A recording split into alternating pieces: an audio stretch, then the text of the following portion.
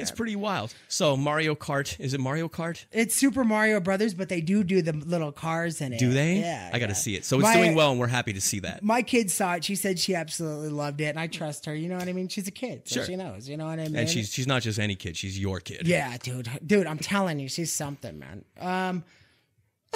No, I'm just saying. God, didn't that sound like that's where it was going to? Oh my God. I love her so much.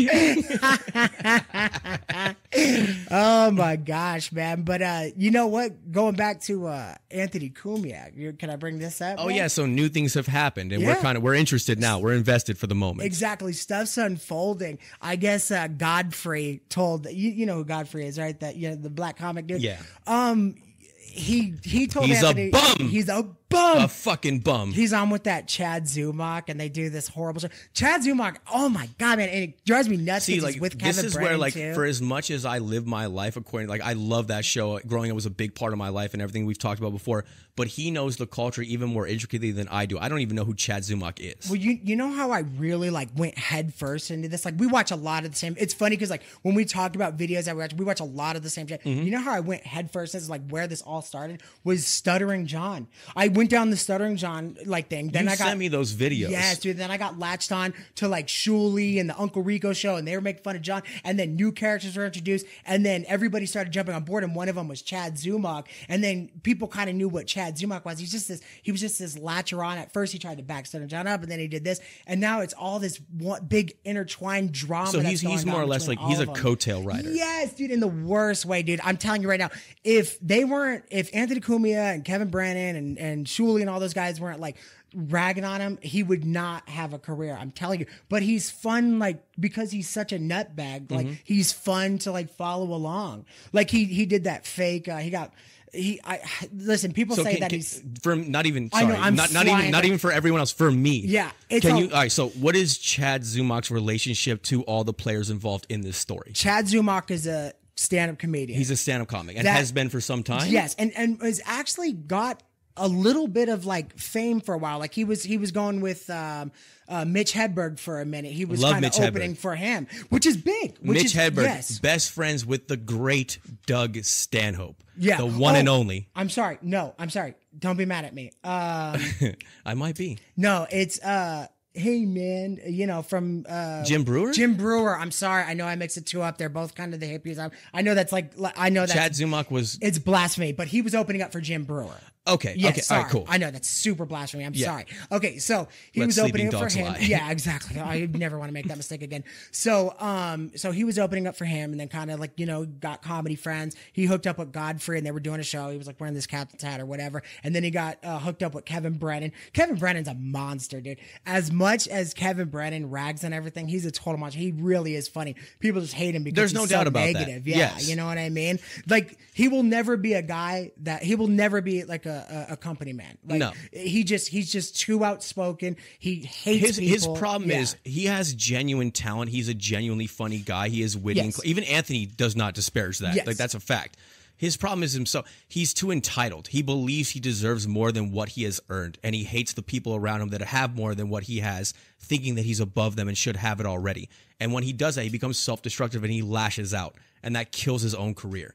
If Kevin Brennan beautiful summary, dude, beautiful that's summary. What he is, man. It's we all see his exactly talent. Even I see his talent, but Yeah. I won't watch his show anywhere because I don't like the angle that he's taking. It's such a petty, cunty piece of shit angle, man. It's dude, why don't you work on your craft and hone your skills and hone your chops and just put out good content? Stop trying to make your name off of all the people around you that gave you a shot that you burnt bridges on. It's disgusting. Yeah, it's almost like the bridges that he's burning is elevating his career, but that only lasts. Exactly. It only lasts for so long. It's a temporary bump. Yeah. It's a bump followed by a steep decline into nothingness. Exactly, dude. You're never going to be okay like that. But so now he does Misery Loves Company with Bob Levy, Chad Zumach, and Kevin Brennan, and they just rag on Zumach the whole time. It's the weirdest thing. But he's like the whipping boy? Yes, especially with Brennan too. So, dude. all right. So, what is Zumach like as a personality? I don't know anything about. He's this a guy. liar. He's a weirdo. Is he kind of wormy? Really wormy. Always has an angle. like one of the big things was how he got into like issues with Anthony Cumia is they found out that he had got arrested for stealing credit cards, and those guys wouldn't let up. And then he lashed out at Cumia for making jokes about the credit card. And dude, that group, imagine being around those guys. I mean, they smell blood in the water. Murderers, yeah, man. dude. But that's what it is. That's why the best of the best came out of that environment, because you had to sink or fucking swim, man. Exactly. And they all took their beatings in their own right. Every single one of them. Jimmy took his beatings. Colin Quinn took his beatings. Nick DePaul took his beatings. Fucking all. Rich Voss. It doesn't matter. Especially Bobby Kelly. Voss, yes. And they all had their moments, and they all, like a hot potato, passed the fucking ball around each and every fucking time. And that was the greatness about it. And that's what kept them. That's not only what kept them sharp, but it's what kept them humble and what kept them confident at the same time. Exactly. It was just a beautiful exchange. And ask any one of them that didn't make it. The best thing you could do is smile through the pain, even if they're saying things that are like really. Well, now you have to rise to the occasion. Exactly. How do I pass the ball on to the next guy? And you get sharper and sharper and faster and wittier, and that's the beauty of it. That's the iron beauty sharpens of it, man. iron, Yes. right? That's what it was. Yeah, you know. And you're right, dude. Rich Voss, he took hellacious beatings every time he went in there. All the time, but no one ever denied his fucking talent. He was a funny motherfucker. Dude, he was so good. And you know what's funny is even Bonnie McFarlane back then was really funny too. Man, dude, like what a different time that it is. Like Bonnie McFarlane going there. Do you remember she called Patrice the N-word? Yes. Do you remember that? Oh yeah. And they were all laughing their asses off, including Patrice. Yes. Like it was such a different time, man. But it was all allowed. yeah, so Chad Zumock, dude, total weirdo, man. Like just ridiculous. He's still on with Kevin Brennan. I think it works though. There's something there, dude. You watch that show and it's actually like super tolerable even with him on it. Sure, if they And just Bob Levy's a disengage from monster, the too. petty horseshit that they're trying to do and trying to make their names off of keeping this feud going, just make it on your own talent. Just be good. Yeah. You have talent, just be good on your own. Stop this petty horseshit, man. Yeah. And so now the new thing is, so obviously I told you he buddies up with Godfrey, the black comedian.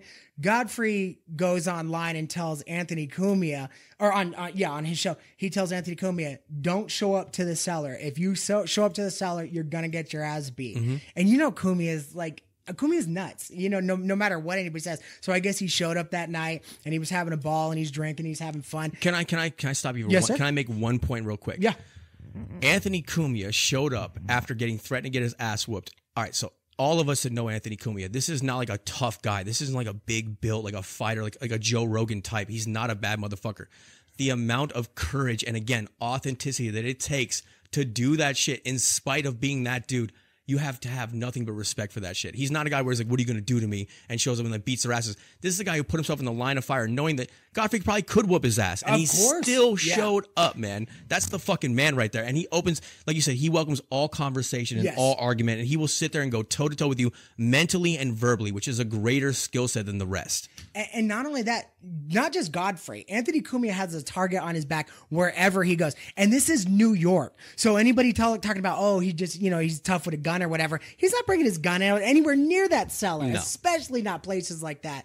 So he goes in there and he does that. And it's just these guys, man. Oh my God. They make their name off of Cumia and then they make another one bashing him. It's ridiculous, bro. But that's where it's at right now. It's a really big, like, twisted world of everything that's going on, man. You know what I mean? It's bizarre, though. Whole shows got created because of Stuttering John and his weirdness. And now same thing's happening with like Chad Zumock. Like it's a really, really weird time in like, you know, in that little world. You know what I mean? It's a trip though, man. But dude, I'm telling you, go down that rabbit hole, especially with Zumock and stuff. Like that. I'll get into it a little bit more. Yeah. I'm man. curious. That black eye that he shows up with. And I guess people are smart, dude. People are really smart. They put it together. Like his hands were all covered in oil and they put like, you know, like they did some detective work.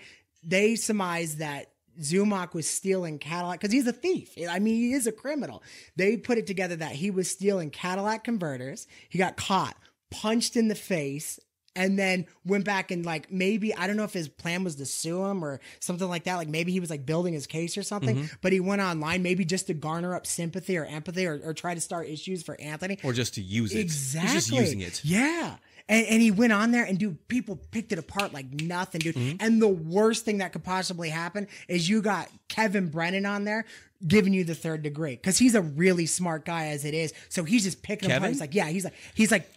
I wouldn't say that he's a really smart guy. He's not necessarily a dumb person, but he's too emotional. He fires from the hip too much, and he has too much self-interest to really be like have a piercing logic and see the truth for what it is. Dude, I'm telling you, he's more just a wit. Dude, when he put him in the hot seat, and he was going on and checking the validity of his story and stuff like that, and going back and like reversing back to, he just picked this dude apart. And it's funny because he's on his show. Like you'd think these guys are on his side.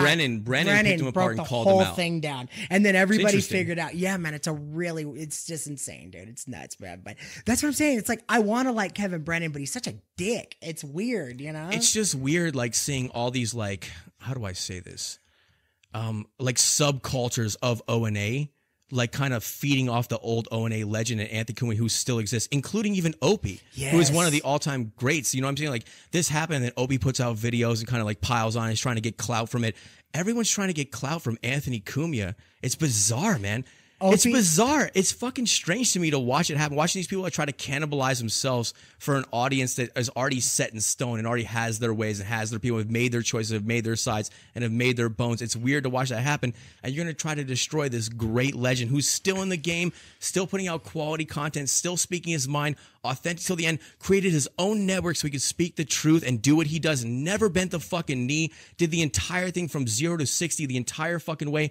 Like, stop trying to fucking eat him to survive. Stop. You know, it's funny too, is like, even with that point, Opie, it's the weirdest thing. He'll post a video or a story about Anthony, or he'll put his 2 cents about something that happened with Anthony, and then ends the video with, I don't want anything to do with it. Leave me alone. On every video, man. It's so weird. The most bizarre and shameful part is like, if Opie actually sat down and had a conversation with Anthony Cumia, they could probably make amends. They still, for all their hatred towards each other, they still have love for each other. That much is obvious. And somehow Opie is trying to like still get around and create his own name outside of it. Dude, Opie, you guys are inextricably linked until the day you fucking die. No matter and that is what. that. Anthony is a remarkable talent and an amazing mouthpiece and a great entertainer. He's always going to find an audience. He's always going to find listeners. People are always going to find him interesting. You are a highly skilled radio host, the straight man in the room. You have ability. You have value. You have fucking all that. Stop trying to compete with the comic side of things. Just stop doing it. You're great. Even Anthony will give you your accolades if you just stop trying to fucking like cannibalize him, dude. That's what it is. Just stop. Yeah. Same thing with Kevin Brennan too. Like Anthony recognizes the talent in all of you, yet you all attack him. He sees Kevin Brennan as funny. He knows that Opie's value was his value in the X, Y, and Z capacity. Jimmy Norton, same thing. Even Jimmy Norton talks about how Opie was a smart guy and he had his value. No one took that away from him. Even Patrice, if you go back and watch the old clips, he talks to Opie directly. He's like, I know you need a friend, and tries to befriend him and tries to like, get him out of his shell. And he saw exactly what was going on. And Opie buried himself, and all these people buried themselves. And the more you attack this great man that is Anthony Cumia, the more you spit on your own fucking face. Yeah. Stop doing it. Yeah. You know what he did say though? You know what Opie said about Jimmy, and it kind of, I don't know, man. Like it kind of sparked something with me because he is right. I always said he's not entirely wrong. Oh no, he has the way he has handled things, the way he's gone about things, and he's too. But he's not inherently wrong about his observations and things like this. It's just he filters it through his petty nature, and then it comes out wrong. Exactly what he said about Jimmy on this particular instance with the whole Burr like situation. He's like, and let me guess. He goes, and I know exactly where Jimmy stands. It's like I know on the right fence, where, on the fence with his fucking taint, with both legs hanging over, right on the fence. And I always said, I wish Jimmy would back Anthony up just a little bit more, because I'm telling you, if anything happened with Jimmy, I know Ant would back him up. You know what I mean? But here's the bottom line of all this: is that none of these guys are perfect, and all of them have flaws. And the difference between Jimmy and Opie and Anthony and XY and Kevin Brennan is that Anthony, for all of his flaws and for all of his whatever the fuck you want to call it, his misdeeds, if you will, he takes responsibility for all of it, and he's willing to openly discuss every single piece of it. What he doesn't like is this fucking hurling of insults and this fucking blasphemy against him, more or less, and ostracizing him, and he doesn't get his dues and he doesn't get his voice. And we all know that out of all these guys, well, number one, Anthony was the fucking man, and Jimmy was like right there with him. Jimmy and Anthony, he made that was the it. Show. Yeah. Did you? It is what it is, man. Yeah, it became an entirely different. But it's not lost on Anthony that he has his whole career and everything, his whole empire. It's not lost on that man that it came from Opie's giving him an opportunity. Of course, he letting him into the business. Every time. And also, Opie's the one that like he taught him the ropes as far as the radio game goes, like how to negotiate contracts and how to not be like a whipping boy and like tell him to go fuck themselves. We can get more money than this. And Anthony was scared the entire time. It's not lost on that man. I promise you, it's not. He's just doing his thing now. Somebody put it that the show kind of outgrew Opie for what it was, because when it became this, it didn't though. It was this steamroller though, where Opie was still trying to do like they said with the contract negotiations. He said that he would wait till the last day and that morning of, and it would drive everybody nuts and stuff like that. He was just always doing something weird, and I think that upset everybody. And of course, dude, when you're involved with that, when you got to sit across from this guy and you know he's pulling these shenanigans left and right, it starts to it starts to become a grind and bother people. Well, that's sure. why they were fighting amongst themselves for so many years. But you know again, what I like mean? back on a human level, if you will, all those tactics that Opie employed is what got them to where they were. Yeah. And nobody is perfect. So if you yeah. live your life a certain way and you have a certain like skill set that you have used to get to a certain point, you're gonna kind of not get Revert delusional, back but to not know when it's time to change direction and change tactics, or just make peace with what you have and accept that. Yeah. So it was just, again, man, it's like this is going to be stupid, but I'm going to take it to Red Dead Redemption 2. Yeah. You were telling me about this. You know the leader of the gang, for those of you that played the game, which is mostly Dutch, a machine. baby, Dutch. Yeah, Dutch. Yeah. So he's a great leader who cared about his people, but over the life of the game, he kind of gets misguided and makes wrong decisions and fucks things up. But he was still the same guy that made the right decisions and got him to the place that they were at, right? Yeah. So it's the same thing with Opie. He just didn't realize, he didn't know how to like, all right, so they kind of like grew fat on Opie, and they gained these skills and this background knowledge and these abilities of understanding radio and how to navigate the landscape, if you will. They became skilled in their own right, and Opie never recognized that he actually like weaned them to a point to where they were full-grown adults too, and then take their advice and exchange with them instead of trying to run the entire thing. And he thought that made him less, and that made him spiteful and angry and upset. And so he lashed out. Now he's trying to highlight people's like their lower qualities of the things that they did wrong, like Jimmy Norton and things like that. How he's like, he's a worm and blah, blah, blah, this, that, and the other thing. And the characters. But that he's just trying to about, lift himself back up to where he was, but he doesn't understand that they never put him down. He put himself down. And that's the weird behavior that you're seeing. It's bizarre, man. You know what's funny? It's like, and only somebody who's been in that situation can really like, tell you how they actually feel.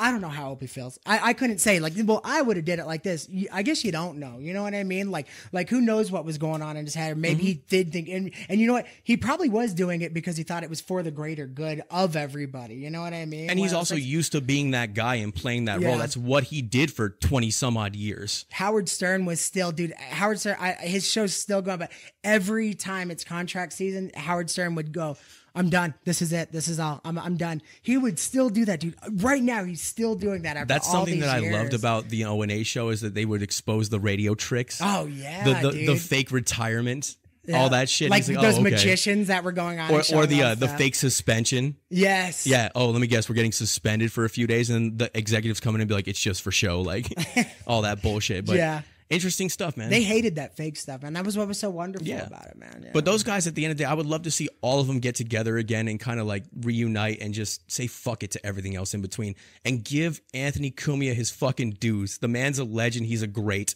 Love him, hate him, agree with everything he's done, don't agree with everything he's ever done, blah, blah, blah. But he was a pioneer, and he's a great talent and a sharp mind, and he's a special guy. You can never doubt what he was or what he still is. He still is, man. He's still yeah. got it. I remember, what was it, like 5 years ago? I was telling Jenny about this. Like 5 years ago, Joe Rogan had him on the podcast, and Joe Rogan was a monster in the industry. He was already the most successful and famous guy on the planet, more famous than Anthony at the time, where he had him on the podcast.